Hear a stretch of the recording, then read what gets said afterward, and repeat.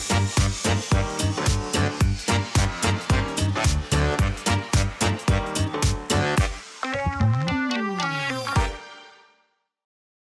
shumë vegana në këtë podcast sot, emision / podcast. Mirë se erdhe vegan numër 1. Se qeta, sa të veçantë më bëre që në startën.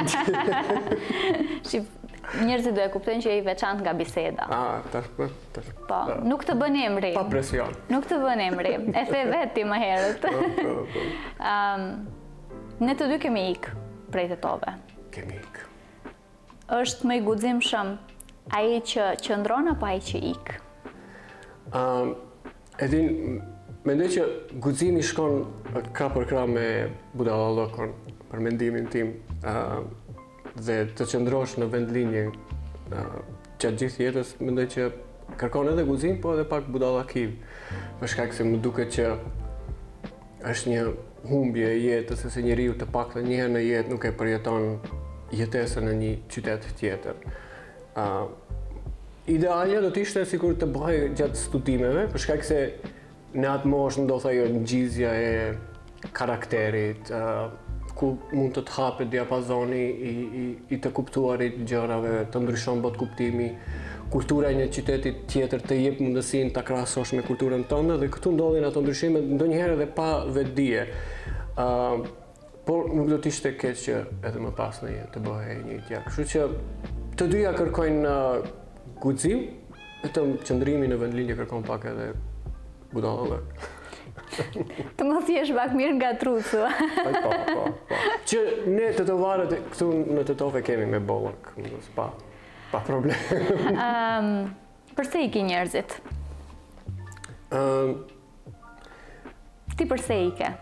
Për shumicën nuk mund të flas, për nga natyra gjithmonë kam qenë shumë kurioz, domethënë në çdo gjë kam qenë tip kurioz dhe ikja nga vendlindja ishte diçka nga natyrshme për mua, për shkak se gjithmonë kam kërkuar përjetime të reja, njoftimin e njerëzve të ri, kultura të ndryshme, informacione të reja, vende të ndryshme për t'i parë, shijuar, kështu që për mua ndodhi në mënyrë shumë të natyrshme një gjë e tillë.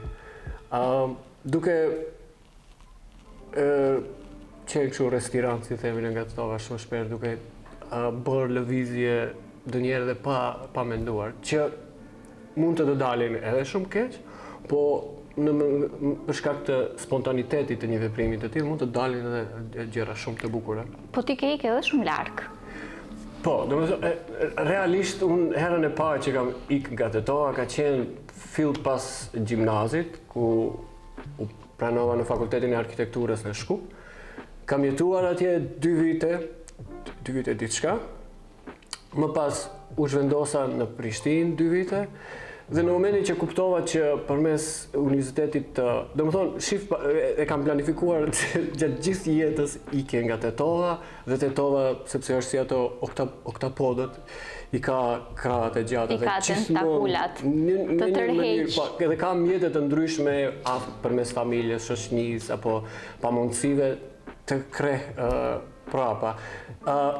Pas Prishtinës e kuptova që përmes kur u hapu Universiteti i Shtulit, që e quajmë i Evropës Lindore, e kuptova që aty ka shumë profesor nga jashtë dhe e dija që përmes tyre do të mund të aplikoja në universitete jashtë Maqedonisë dhe kështu që kjo ishte ajo bileta më e sigurt për mua që të ikë. Dhe kështu ndodhi, domethënë në fund të studimeve në Shtul, aplikova në disa universitete amerikane, te ai që më pëlqeu më shumë ku pranova, edhe nga domethënë ika me egzaltimin më të madh. Madje aq dëshiroja që të ik nga ky vend, saqë edhe kur e zgjodha fakultetin në Shtul, nuk ishte diçka që më pëlqente, vetëm e regjistrova komunikimin për shkak se e dija që It's the way out. Po, është mënyra ime për të aratisur nga Tetova. Thonë, unë kam publiku një shprehje para ca ditësh, që thot, kudo që të shkosh, qyteti jot vjen me ty. Dhe është një dialog shumë i mirë në fakt në një prej filmave ku thot, po ti pse ike? thot për të gjetur ty. Vjen Tetova me ty? Jo, domethënë nuk jam rast ndoshta pak më ndryshe, jo në kuptimin special të fjalës, po unë kam kryer ashtu procedurë kirurgjikale për të larguar çdo gjë tetovareske nga karakteri im. E di pse po të pyes, se kam përshtypjen sikur çdo tetovar po tenton ta bëj këtë, ndërkohë që tetova nuk është aq e keqe. Është si është, domethënë nuk përkon me karakterin tim. Domethënë ky qytet mua më ka gjërat e vetme që më kanë falur ka qenë përfolje, poshtërim, përjetime të këqija. Kështu që ti po tenton ta lësh mbrapa. E kam lënë mbrapa. E ke lënë mbrapa. Domethënë në mënyrë momenti vetëm kur më del pak ajo e folura tetovarçe ose ndonjë veti, ndonjë e shprehje është kur të takoj ty në Prishtinë apo A di shpekoj po i kafen e marr. Në diasporë kur të takoj, atëherë e lagi gojën pak tetovarçe. Për qef. Për qef, po. Takon të tjerë që ikin dua të dalë pak tek arsyet e ikje, sepse kam përshtypjen sikur janë shumë të lidhura me mendësinë. Kam përshtypjen sikur njerëzit, sidomos po flas për Tetovën në këtë rast, po edhe në përgjithësi, ikin prej mendësisë, ikin prej njerëzve që i njohin, ikin prej shtypjes, ikin prej faktit që nuk mund të jenë kush duan të jenë në vendin ku ata lindin. Të gjitha më lart, pajtohem. Po ndodhet edhe një gjë tjetër, domethënë kur përballesh me një kulturë tjetër, ajo culture shock vlen jo vetëm kur largohesh në një qytet, në një shtet tjetër, siç më ka ndodhur mua, po ndodhet edhe nga qyteti në qytet. Për ca njerëz është një shok i bukur për shkak se e kërkojnë një gjë të tillë, kërkojnë risi, po ndodh me shumë njerëz që aq të ngjizur janë në atë mentalitetin e vendinjes ku jetojnë, që pastaj kur përballen me një kulturë tjetër, e kanë të rënë të adaptohen, dhe me këta njerëz ajo që ndodh është që edhe në vendin ku ka shkuar, fillon më pas e shoqërohet me njerëz të vendinjes. Komunitetit vet, po. Ja, më ka ndodhur një gjë interesante shumë në Chicago, kur kam jetuar në Chicago. Kisha edhe shoqëni shqiptare prej Maqedonie, dhe ai shoku kishte një shoqëni të madhe, maqedone, bullgare, serbe. Dhe fillova edhe unë të shoqënohem me ato. Dhe domethënë gjithmonë i kam analizuar këto fenomene dhe ishte shumë interesant, domethënë edhe këtu urreheshin maqedonët, serbët dhe shqiptarët. Në Chicago u bëm shok më të ngushtë. E kisha një shok serb që po ta shohësh se si duket, thosh ky është ndonjë nga ata të luftës, nuk e di si quhen, ustasha, si quhesh, nuk e mbaj mend. E di se kanë kështu. Domethënë, nuk ta merr një figurë që do ndeshesh me një shqiptar në rrethana të tjera. Në rrethana të tjera, ai djalë nuk, domethënë u bëhe i bezdishëm aq sa dëshironte të shoqënohej me mua dhe shoqëninë time. E kjo është ajo që domethënë shpesh shqiptarët që nuk kanë ndërtimin kulturor të mjaftueshëm në një nivel tjetër dhe nuk e kanë shpirtin kurioz kur shkojnë në vendet e tjera. Po kjo ndodh edhe në shtetet e Evropës, edhe në Amerikën e shtetet e tjera. Domethënë shkojnë atje dhe prap takohen atë qeveptaren e Recepit. Dish? Madje në Chicago kishte bukfalisht restorane qeveptare, po futeshe brenda. Po të futun të marrë kështu, të transferoj atje, pa më e ditë se sa ku je, ti nuk do mund t'ja qelloje se je në Chicago. Çdo gjë ishte si interieri ishte ballkanik. Kishe supermarkete ku nuk duhej fare të dije të folje anglisht. Domethënë, ose maqedonisht, ose shqip, ose serbisht flitej, domethënë në krejt punonjësit e kasës ishin të Ballkanit. Interesante, po që ishte për mua kënaqësi për shkak se ishte vetëm vendi i vetëm ku gjeja resana napolitanka e kështu gjëra. Po, këto tonat. Ka pas edhe një eksperiencë të ngjashme kur isha në Gjermani, në studime, edhe kërkoja me dojmoz gjëra që më mungonin, gjëra që vinin nga vendi ku vija unë, nostalgjia, edhe kërkonim atje i quajnë të dyqane turke ose dyqane ballkanike në përgjithësi, ku ti hyn edhe gjen stobi flips. Ose grosh, nuk e di. E njëjta më ka ndodhur mua dhe besoj se secilit i ndodh. Definitivisht. Arsyeja kryesore përse njerëzit, ose përse unë kam ikur të paktën, është mendësia. Është fakti që unë këtu duhesh të bëhem më e vogël se sa që jam, në mënyrë që të fitin, të përkas. Sikur është krijuar një kornizë e caktuar, në cilën ke parasysh këtë fenomenin e vajzës së mirë, unë e diskutoj shumë shpesh. Ti je një vajzë e mirë. E kam shumë parasysh. E ke shumë parasysh. Momentin kur ti del jashtë asaj kornizës, ti nuk përket më në këtë vend. Edhe sot e kësaj dite ti e përmende pak, dhe mua më vjen shumë keq ta them që nuk ndjehem, vendi ku ndihem unë më e papranuar është Tetoba, është vendi ku unë jam rritur, thjesht për shkak të mënyrës se si unë jetoj dhe mënyrës se si ata nuk arrin ta pranojnë mënyrën se si tjetri që sidomos vjen prej këtij vendi jeton. Unë pajtohem plotësisht, domethënë e kam shumë të qartë se si për një vajzë apo për një femër në përgjithësi në Tetov është shumë më e rëndë ky lloj problem se sa për një mashkull. Domethënë unë e kam patur këtë problem, domethënë të qenurit një tip që nuk përkon me mentalitetin e këtuit, jam përfolur, e thash e them e çamos, shumica ndoshta edhe të sakta.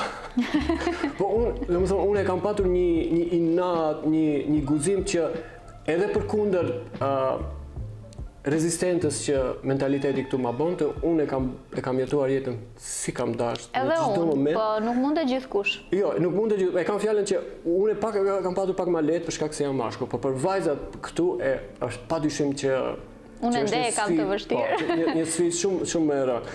Po e përmende atë që ajo që vlerësohet këtë në të jesh ajo vajzë.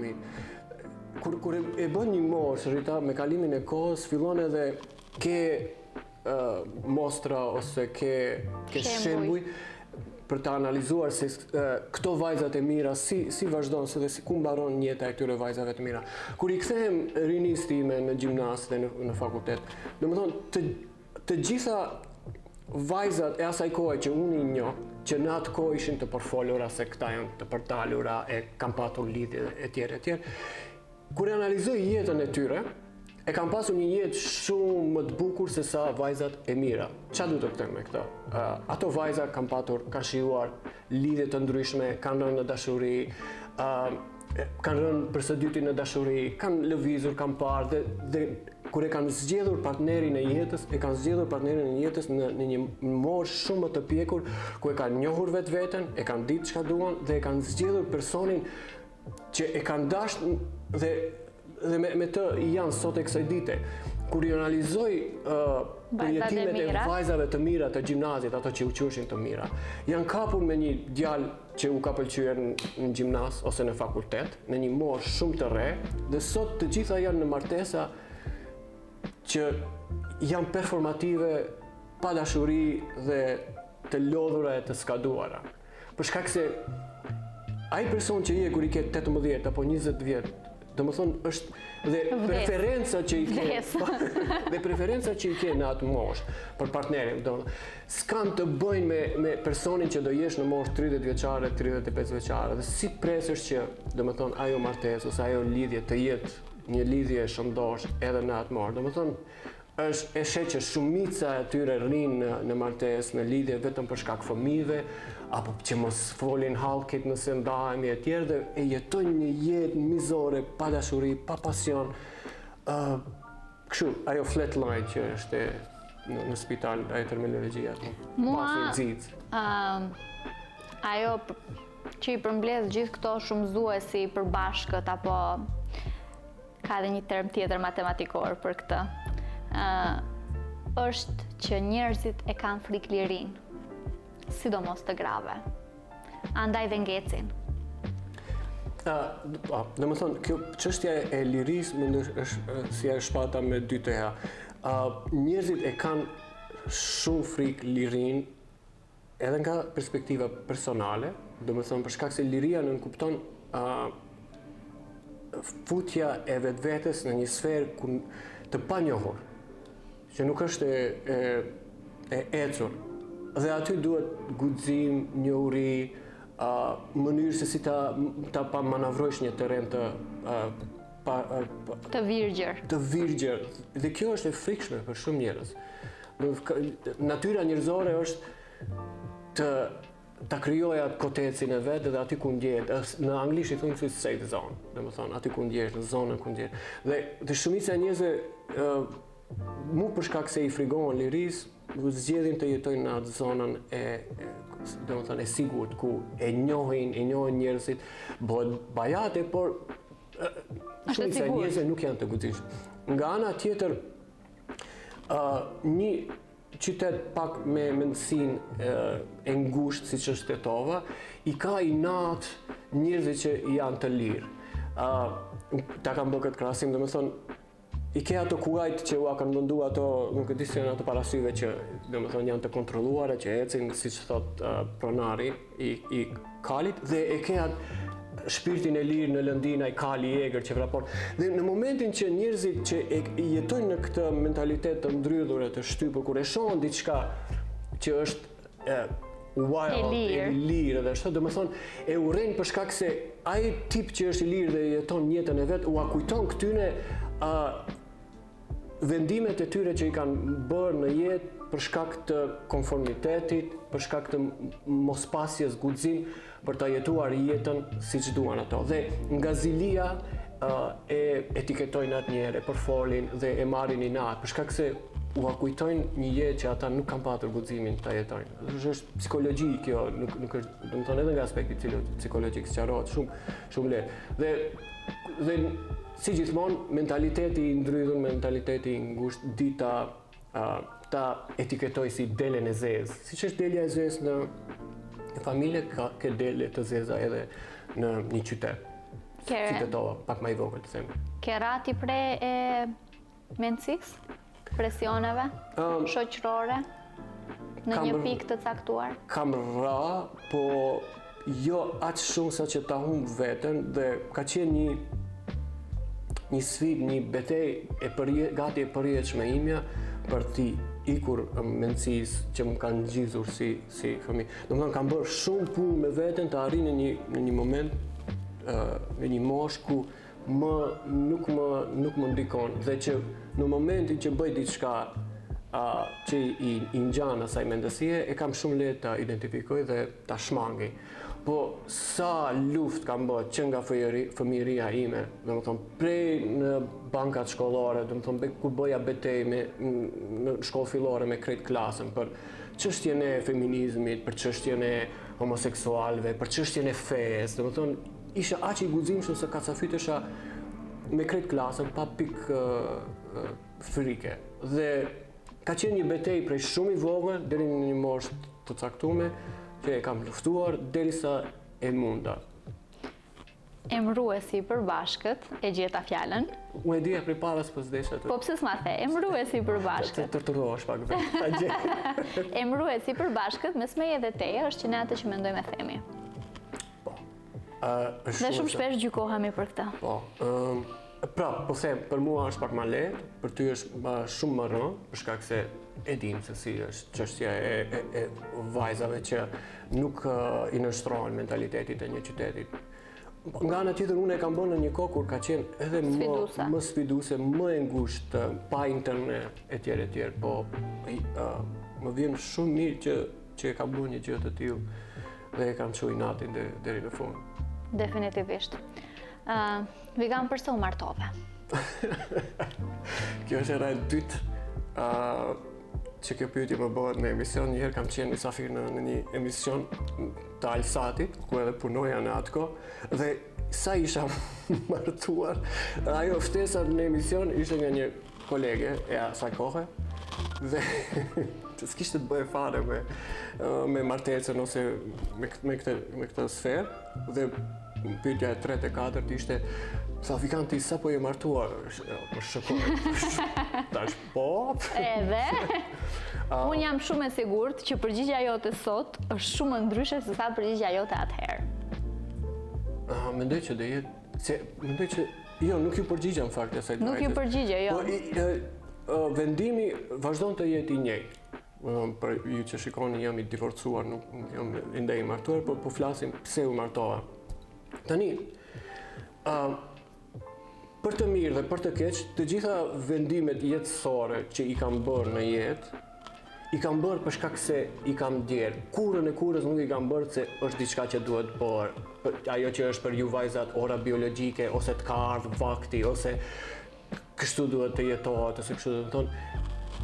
Kur më ka ardhur diçka që vlen në jetë, që e kam menduar që është diçka që vlen, dhe atëherë më ka ardhur natyrshëm të veproj dhe të bëj, ta mbaj ose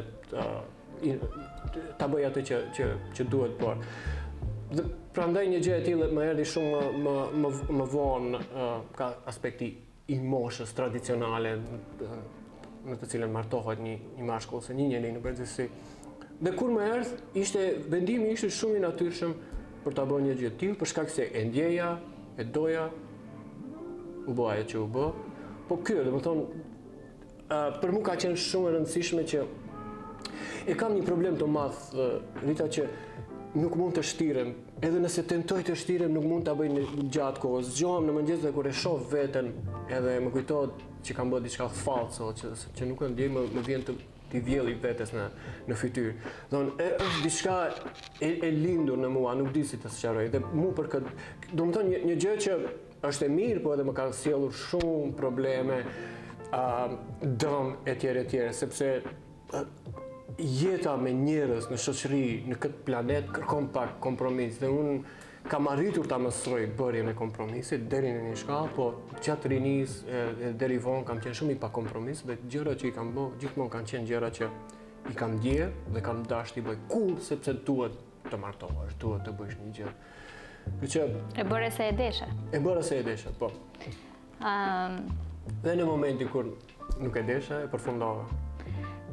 Një burr I divorcuar dhe një grua e divorcuar nuk shihen njësoj. Absolutisht jo. Një burr I divorcuar ka mundësitë njësoj si një njeri I cili nuk është martuar kurrë, një grua e divorcuar në rastin konkret nëse flasim, I ka gati të pamundur të gjejë një partner tjetër, po flasim në rrethin ku ne jetojmë. Rita, kam qenë unë, e din se kur I jeton gjërat në lëkurën tënde, I ndryshon me mendimet dhe përshtypjet. Unë kam qenë I këtij mendimit deri para se të divorcohem vetë. Po do habitesh sa rrogën është edhe për meshkujt, domethënë, sidomos nëse kanë një reputacion të tillë, domethënë sa paragjykime ka. Nuk e ke idenë pas divorcit sa kanë pas raste ku kanë filluar të komunikojnë me ndonjë vajzë të re që e sheh që ka filluar, domethënë për shkak se kam intuit dhe I detektoj këtë gjëra. Domethënë 2-3 ditët e para ka filluar diskutimi online ose si edhe të ketë qenë, me shumë entuziazëm, me shumë interes kjo, dhe vëren atë momentin ku bie ky lloj komunikimi për shkak se ka ardhur ai momenti ku shoqëria I ka thënë ai djali kështu, ai djali ashtu, dhe domethënë nuk ke idenë sa raste të tilla ka. Dhe kjo është një fenomen që ndodh me meshkujt shumë, domethënë meshkujt kanë shumë sfida të ngjashme me gratë dhe të rënda, po për shkak se jemi burra edhe din domethënë ne jemi të fortë edhe mund të përballemi, nuk janë gjëra aq të spikatura dhe të trajtuara, po sfida të ngjashme edhe meshkujt e divorcuar përjetojnë shumë, madje është shumë një gjë e rëndë të çiftëzohesh. Edhe ajo që është e çuditshme është shumë rëndë edhe në Shkup, edhe në Prishtinë, edhe në Tiranë. Pak më lehtë se në Tetov, po në Tetov është gati e pamundshme. Që nuk më bëhet vonë fare. Me thënë të drejtë. Po një jetë single, pa nevojën për të shtirur, pa nevojën për të ndëjtur me një njeri që nuk e don, ose që nuk të përshtatet më, është shumë e volitshme se sa një jetë në një martesë ku asgjë nuk funksionon. Duhet guxim shumë I madh, po kur I balansoj cila është më e vlefshme, është një zgjidhje shumë e lehtë për mua dhe shumë e rëndë për shumicën e njerëzve. Mua më pengon shumë fakti, më pengon në kuptimin shoqëror, fakti që njerëzit e ne jetojnë jetë të rrejshme. Dhe në momentin kur unë u drejtoj gishtin dhe them ju jetoni një jetë të rrejshme, gjuhen në të njëjtën mënyrë me etiketime të ndryshme pikërisht për atë që the më herët që e kanë zili lirin tënde, e kanë zili... I prek në tel, i prek në atë që atë që mundohen gjatë gjithë jetës prej në mëngjes ta shtypin, ta mohojnë, se janë duke jetuar një re dhe kur Thua janë të vetëdijshëm? Në momente të caktuara kur ndërmenden, po psikologjia e njerëzve të tillë është që krijojnë mekanizma shumë të perfekcionuar për ta mposhtur atë ndërmendjen që ko pas kohë nxjerr kokë dhe u abon me dije se hey, jetuar në jetë të rreshme që nuk e don partnerin, je duke ndejt për që mos flasin hallkit, je duke ndejt në martesë për shkak të fëmijëve. Një gjë që realisht e bën jetën më të rëndë edhe për fëmijët, po edhe për njerëzit si unë, sepse në një botë ideale, ku ata do të divorcoheshin, do të kishte treg më të madh për njerëzit si unë. Për njerëzit si ti. Edhe si unë. Edhe si ti. Unë mund të konsiderohem pak e divorcuar, ha? Ti ke qasje edhe te burrat e martuar. Kështu që për ty... Për mua është pak më e lehtë. Tregu është pak më i madh. Po e kam fjalën që jeta e të gjithëve do të ishte shumë më e lezetshme, më e mirë, sikur të gjithë të mos jetonin një jetë të rrejshme. Për shkak se tregu i njerëzve që nuk duan të përshtaten me një jetë të tillë do ishte shumë më i madh dhe çiftëzimet mes njerëzve që janë më të përshtatshme se sa lidhjet prezente që i kam do të ishte shumë më i madh. E qartë. Po vendi prej vendit dallon, kultura prej kulturës dallon. Dhe ajo që ndryshe njihet si dating culture. Nuk është njësoj në Tetov, është gati e pamundur në Tetov të gjesh një vajzë të dalësh në një date pa u fsheh, pa i llogarica matematika në kokë, mos më pa filani, do më futesh në problem me këtë mua. Është shumë më lehtë kur je në një vend ndoshta qëndron për shembull edhe për njerëzit e Prishtinës, njerëzit e Tiranës, edhe ata ju ikin vendeve të caktuara, apo për ne që shkojmë si të huaj, duket sikur është pak më e lehtë. Sa kohë ke për këtë punë?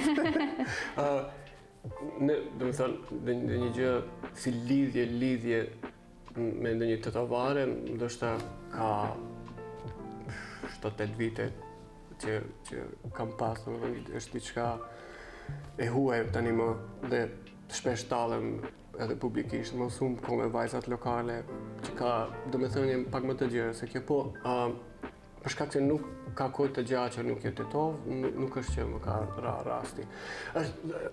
Puna e tetovarkave, të ta sqaroj se si është. E di si është pak a shumë si puna e shqiptarëve të Maqedonisë. Do me thonë, shqiptarët e Maqedonisë kanë kapacitetin të lindin individualist si një Arber Xhaferi, si dy nobelistët që i kemi, por masa në përgjithësi është skandaloze.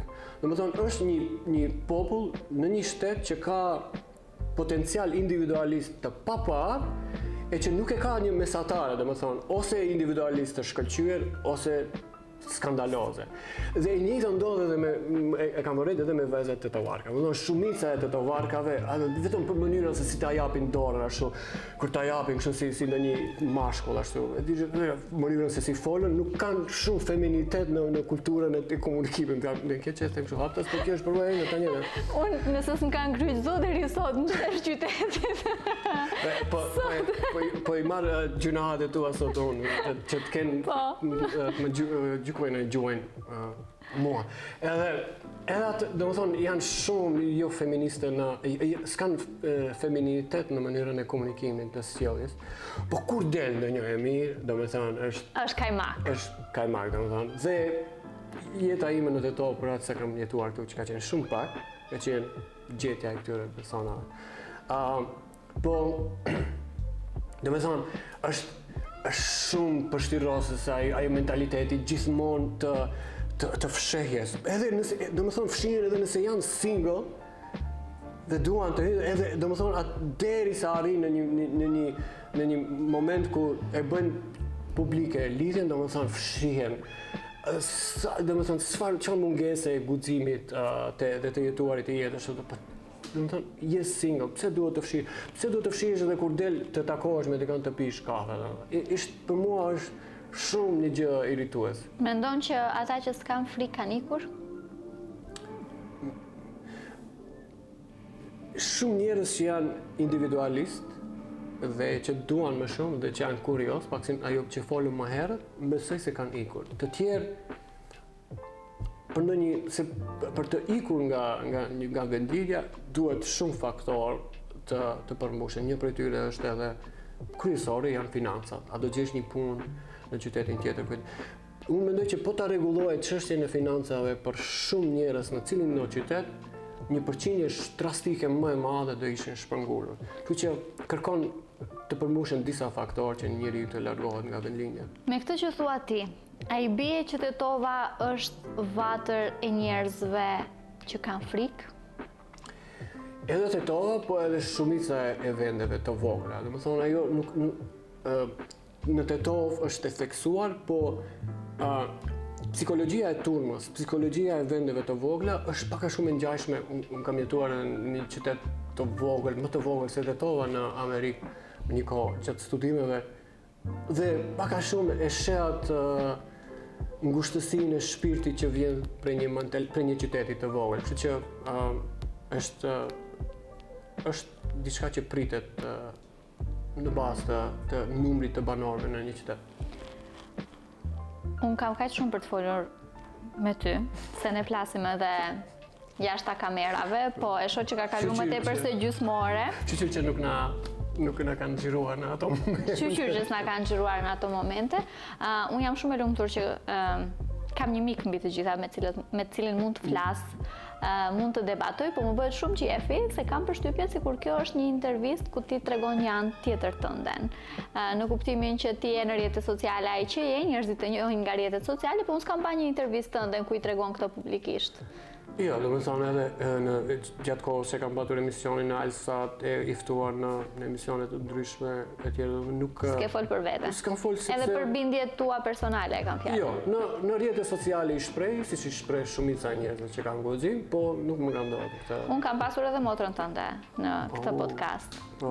Edhe kemi pasur edhe Norën, e kam pyet për mamin tënd. Po të pyes edhe ty për mamin tënd, se e di çfarë vendi ka ajo te ju. Thjesht për ta pa çfarë është mami jot për ty?